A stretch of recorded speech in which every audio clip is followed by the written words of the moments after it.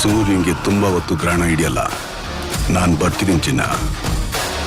ಯಾವ ಸೆಲೆಬ್ರಿಟಿ ಲೈಫಲ್ಲೂ ಕೂಡ ಈ ತರ ನಡೆದಿರೋ ಚಾನ್ಸೇ ಇಲ್ಲ ಗುರು.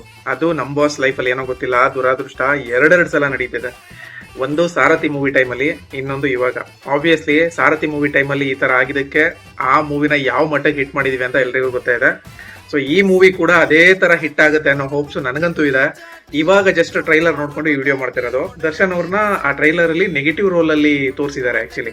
ಸೊ ನೆಗೆಟಿವ್ ರೋಲೇ ಇರಬಹುದು, ಅಂದ್ರೆ ಗೊತ್ತಿಲ್ಲ, ಶೇಡ್ಸ್ ಗಳಿದೆ ತುಂಬಾ ಅಂತ ಹೇಳ್ತಿದ್ರು ಮೂವಿನಲ್ಲಿ.